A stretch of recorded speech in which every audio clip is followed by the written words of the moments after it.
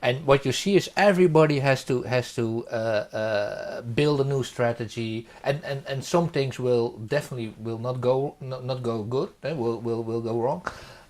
But you also see much more innovations than say in the 2 decades, I would say, before these reforms. Can you give us an example of of innovations on the provider side from the Well, for institutions? example, disease management organizations have come up, which were not there actually This is for before. chronically ill. Yeah, chronically ill, diabetes, but also heart failure and certain other diseases.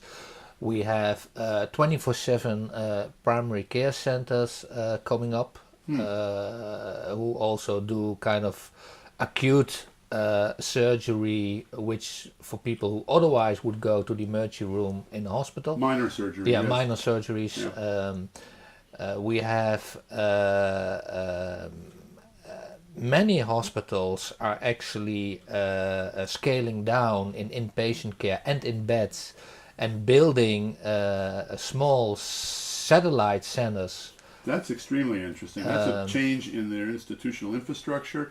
It also means they have to change what doctors and nurses Yeah, do. yeah, yeah. It means that the specialists are getting closer to where people are living.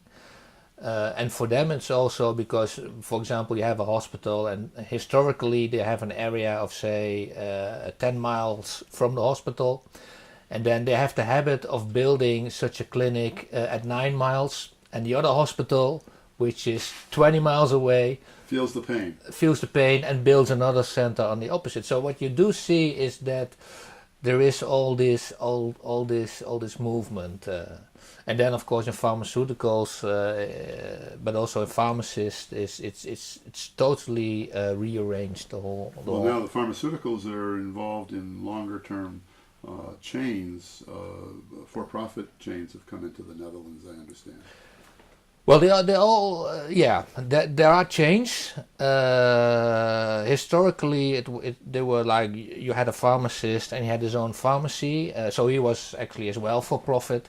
But many of these pharmacies have been bought up by larger chains. And then they contract with the insurers yeah, to provide exactly. services. So that creates dynamism there too. Exactly, On the but outpatient yeah, pharmacy side. yeah.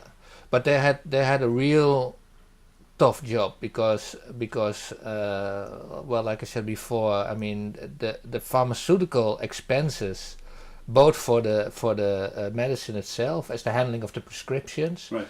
have been going down with 10-15%. Which is extraordinary. It basically means that you can be a for-profit pharmacist chain, but your profit margin has gone down Well, significantly. the profit margin may be the same, but the actual absolute amount will be less. Yeah.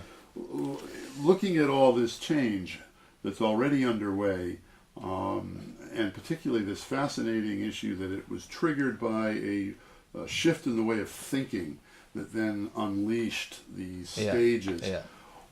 What do you see happening in the next period of years? Where will this process of contracting likely go?